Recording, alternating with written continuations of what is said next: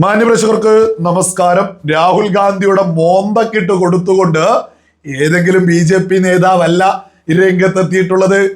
കോൺഗ്രസിന്റെ ദേശീയ തലത്തിലെ നേതാവായിട്ടുള്ള ശശി തരൂര് രംഗത്തെത്തിയിരിക്കുന്നു. രാഹുൽ ഗാന്ധിയും കോൺഗ്രസിന്റെ തീരെ വിവരമില്ലാത്ത കുറച്ച് ലീഡേഴ്സും നിരന്ന് നിന്നുകൊണ്ട് അമേരിക്കക്കെതിരെ ഇറാനെ ആക്രമിച്ച വിഷയത്തിൽ എന്തുകൊണ്ട് ഇന്ത്യ മിണ്ടുന്നില്ല, അമേരിക്കക്കെതിരെ നിലപാടെടുക്കാത്തത് എന്ത് എന്നൊക്കെ ചോദിച്ച് ഉറഞ്ഞു തുള്ളിയതിന് വിവരമുള്ള കോൺഗ്രസ് നേതാവ് തന്നെയായിട്ടുള്ള ശശി തരൂര് ടൂർ ബോയ് ആയിട്ടുള്ള രാഹുൽ ഗാന്ധിക്ക് പറഞ്ഞു കൊടുക്കുന്നുണ്ട്, ഇന്ത്യ എടുത്തതാണ് ശരിയായ നിലപാട്, ഇന്ത്യയാണ് ഈ വിഷയത്തിൽ ശരി, കേന്ദ്ര സർക്കാരാണ് ഈ വിഷയത്തിൽ ശരിയെന്ന്. എന്തുകൊണ്ടാ?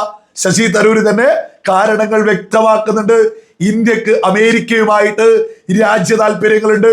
സ്വാഭാവികമായിട്ടും ഇന്ത്യക്ക് അമേരിക്കയുമായിട്ട് രാജ്യ താല്പര്യങ്ങൾ ഉള്ള സമയത്ത് ഒരു തരത്തിലും അമേരിക്കക്കെതിരെ നിലപാടെടുത്ത് നമ്മുടെ രാജ്യ താല്പര്യത്തെ ബലി കഴിപ്പിക്കുന്നത് ശരിയില്ല.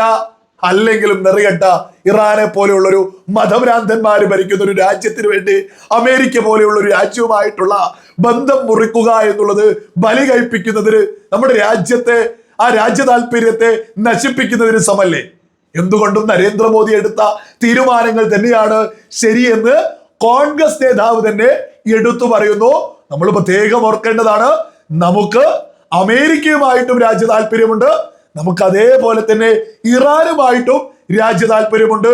1000 തവണ മോദി വിരുദ്ധരായിട്ടുള്ള സകലരോടും പറയാ, 1000 തവണ നിങ്ങൾ എഴുതി വെച്ചോളൂ, ഈ യുദ്ധം കഴിഞ്ഞു കഴിഞ്ഞാലും ലോകത്ത് ഇന്ത്യ എന്ന മഹത്തായ രാജ്യം അമേരിക്കയുമായിട്ടും നല്ല ബന്ധത്തിലായിരിക്കും, ഇറാനുമായിട്ടും നല്ല ബന്ധത്തിലായിരിക്കും നമ്മുടെ രാജ്യം മുന്നോട്ട് പോവുക.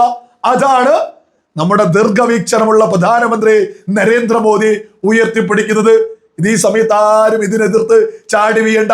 കുറച്ച് വർഷങ്ങൾ കഴിയുമ്പോൾ വ്യക്തമായിട്ട് ഇതൊക്കെ തന്നെ ബോധമുള്ള സകല ആളുകൾക്കും മനസ്സിലാക്കാനും സാധിക്കൂ. ഇതേ ശശി തരൂർ തന്നെ മറ്റൊരു കാര്യം എടുത്തു പറയുന്നുണ്ട്. യുക്രൈൻ റഷ്യ വാർ നടക്കുന്ന സമയത്ത് ഞാൻ നരേന്ദ്രമോദിയെ വിമർശിച്ചിരുന്നു. കാരണം എന്താ? ഈ പറയുന്ന യുക്രൈനെതിരെ റഷ്യ വലിയ ആക്രമണം നടത്തിയിട്ട് റഷ്യക്കെതിരെ എന്തുകൊണ്ട് മിണ്ടുന്നില്ല എന്ന് പറഞ്ഞ് ഞാൻ നിരന്തരം രംഗത്തെത്തിയിരുന്നു. എന്നാൽ ആ സമയത്ത് ഇതിനെക്കുറിച്ചൊന്നും എനിക്ക് മനസ്സിലായില്ല. 2 വർഷത്തിന് ശേഷം എനിക്ക് മനസ്സിലായി നരേന്ദ്രമോദി എടുത്ത തീരുമാനമായിരുന്നു ശരി. അതിന് അദ്ദേഹം ശരിയാണ് എന്ന് പറയുന്നതിനൊരു ഉദാഹരണം മുന്നോട്ട് എടുത്തു വെക്കുന്നുണ്ട്. നരേന്ദ്രമോദി എന്ന ദീർഘവീക്ഷണമുള്ള ഭരണാധികാരി എത്ര സുന്ദരമായിട്ടാണ് നയതന്ത്ര തീരുമാനങ്ങൾ എടുക്കുന്നത് എന്ന് തരൂര് പറയുന്നതിലൂടെയെങ്കിലും സകല മോദി വിരുദ്ധരും ഒന്ന് മനസ്സിലാക്കിയാൽ അവർക്ക് കൊള്ളാം. തരൂര് വ്യക്തമായിട്ട് പറയുന്നു, ഈ യുദ്ധവുമായി ബന്ധപ്പെട്ട് നമ്മുടെ രാജ്യത്തിന്റെ പ്രധാനമന്ത്രി നരേന്ദ്രമോദിയെ റഷ്യൻ പ്രസിഡന്റ് വ്ളാഡിമിർ പുടിനുമായിട്ട് നേരിട്ടെത്തി ആലിംഗനം ചെയ്ത് അവിടെ ചർച്ചകൾ നടത്തി ഈ യുദ്ധം അവസാനിപ്പിക്കണമെന്ന് പറഞ്ഞു. അതേപോലെ തന്നെ നമ്മുടെ രാജ്യത്തിന്റെ പ്രധാനമന്ത്രി നരേന്ദ്രമോദി യുക്രൈനിലേക്ക് പറന്നിറങ്ങി അവിടെ എത്തിയിട്ട് സെലൻസ്കിയുമായിട്ടും കൂടിക്കാഴ്ച നടത്തി ആലിംഗനം നടത്തി വ്യക്തമായിട്ട് ചർച്ച ചെയ്തു ഈ യുദ്ധം അവസാനിപ്പിക്കണമെന്ന്. ഒരേപോലെ റഷ്യയിലേക്കും ഒരേപോലെ യുക്രൈനിലേക്കും ലോകത്ത് പറന്നിറങ്ങിയിട്ടുള്ള ഒരേ ഒരു നേതാവ് എന്ന് പറയുന്നത്, ഒരേ ഒരു ലോക നേതാവ് എന്ന് പറയുന്നത് നരേന്ദ്രമോദിയാ. അമേരിക്കൻ പ്രസിഡന്റ് റഷ്യയിലേക്ക് ഇറങ്ങിയിട്ട് ഈ വിഷയമായിട്ട് ചർച്ച ചെയ്യാൻ പറ്റില്ല. ഓർക്കണേ ഓരോ. അതേപോലെ തന്നെ റഷ്യക്ക് ഈ പറയുന്നത് പോലെ തിരിച്ചടക്കൂല.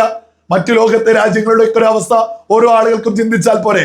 എന്നാൽ ഇന്ത്യ എന്ന നമ്മുടെ മഹത്തായ രാജ്യത്തെ, നമ്മുടെ ദീർഘവീക്ഷണമുള്ള ഭരണാധികാരി നരേന്ദ്രമോദിയെ റഷ്യ യുക്രൈൻ വാറില് 2 സ്ഥലത്തും ഒരേപോലെ പറന്നിറങ്ങിയിട്ട് സമാധാന ചർച്ചക്ക് കോപ്പുകൂട്ടി എന്നുള്ളത് ചരിത്രമാണ്. നരേന്ദ്രമോദിയുടെ ചരിത്രത്തിൽ തങ്കലിപികളാൽ എഴുതി ചേർക്കപ്പെടുന്നൊരു ചരിത്രം തന്നെ നരേന്ദ്രമോദി സൃഷ്ടിച്ചു ഈ വിഷയത്തിൽ ആഗോളതലത്തില്. അതേപോലെ തന്നെ ഇവിടെയുള്ള രാഹുൽ ഗാന്ധിക്കും കൂട്ടർക്കൊക്കെ 1-2 വർഷം കഴിയേണ്ടി വരും. നമ്മുടെ രാജ്യം എന്തുകൊണ്ട് അമേരിക്കയോടും എന്തുകൊണ്ട് ഇറാനോടും ഒരേ രീതിയിൽ മുന്നോട്ട് പോകുന്നു? നമ്മൾ വളരെ തന്ത്രപരമായിട്ട് നമ്മുടെ രാജ്യ താല്പര്യം നമ്മൾ പ്രത്യേകം ഓർക്കണം. ഇതിലേതെങ്കിലും ഒരു രാജ്യത്തോട് നമ്മൾ ഇടഞ്ഞു നിൽക്കേണ്ട യാതൊരു ആവശ്യവുമില്ല. നമ്മുടെ രാജ്യത്തിന്റെ നയതന്ത്രവുമായി ബന്ധപ്പെട്ട് ഓരോ ആളുകളും ഒന്ന് ഓർത്തു നോക്കൂ. നമ്മുടെ രാജ്യ തലസ്ഥാനത്തേക്ക് കാനഡയുടെ പ്രധാനമന്ത്രി ഈ യുദ്ധ സമയത്തല്ലേ പറന്നിറങ്ങിയിട്ടുള്ളത്? ഒരു പോറല് പോലും ഈ പറയുന്ന കാനഡയുടെ പ്രധാനമന്ത്രി വന്നതുമായി ബന്ധപ്പെട്ട് സംഭവിച്ചിട്ടില്ല. നമ്മുടെ രാജ്യ തലസ്ഥാനത്ത് സുന്ദരമായി നമ്മുടെ രാജ്യ പുരോഗതിയെ കുറിച്ച് വലിയ ചർച്ചകൾ നടന്നില്ലേ? നമുക്കൊക്കെ തന്നെ അറിയാം, ഒരു പുണ്യ റമദാൻ മാസമാണ് ഈ കടന്നു പോകുന്നത്. നരേന്ദ്രമോദി എന്ന ശക്തനായ ഭരണാധികാരിയുടെ ദീർഘവീക്ഷണത്തോടുകൂടി ഈ രാജ്യത്തെ ഓരോ മുസൽമാനും പുണ്യ റമദാൻ മാസത്തിൽ സമാധാനത്തിൽ നോമ്പെടുത്ത് സമാധാനത്തിൽ ആരാധന നടത്തി മുന്നോട്ട് പോകുന്നു. അതേസമയം മുസ്ലിം ഭൂരിപക്ഷ രാജ്യങ്ങളായിട്ടുള്ള ഇവർ ഈ പറയുന്ന കോൺഗ്രസ് ഒക്കെ നിരന്തരം പിന്തുണയ്ക്കുന്ന, കോൺഗ്രസ് ഒക്കെ തോന്നിയതുപോലെ പറഞ്ഞ് പിന്തുണയ്ക്കുന്ന ഇറാൻ മുതൽ ഗൾഫ് രാജ്യങ്ങൾ വരെയുള്ള സ്ഥലങ്ങളില് സമാധാനത്തിൽ മുസ്ലിം ഭൂരിപക്ഷ രാജ്യങ്ങളാ സമാധാനത്തില് നോമ്പ് തുറക്കാൻ സാധിക്കുന്നുണ്ടോ? ഈ പുണ്യ റമദാൻ മാസത്തില് എന്തുകൊണ്ടാ നരേന്ദ്രമോദിയെ പോലെ ദീർഘവീക്ഷണമുള്ള ശക്തനായ ഒരു ഭരണാധികാരി ഇല്ലാത്തത് കൊണ്ട് തന്നെയാ ഭാരതം സുന്ദരമായിട്ട്, ഇവിടെ ജനാധിപത്യമുണ്ട്, ഇവിടെ എല്ലാ മതങ്ങളെയും ഉൾക്കൊള്ളുന്നുണ്ട്, ഇവിടെ എല്ലാ മതങ്ങളിൽപ്പെട്ട ആളുകൾക്കും സകല സ്വാതന്ത്ര്യമുണ്ട്, സുരക്ഷയുണ്ട്, സൗകര്യമുണ്ട്, സമാധാനമുണ്ട്. എത്ര സുന്ദരമാണ് നമ്മുടെ ഭാരതം. ഇതൊക്കെ ഈ കാലഘട്ടത്തില് നരേന്ദ്രമോദി എന്ന ഭരണാധികാരിയുടെ ദീർഘവീക്ഷണം കൊണ്ട് ഉണ്ടാവുന്നതാ, വെറുതെ ഒന്നും സംഭവിക്കുന്നല്ല.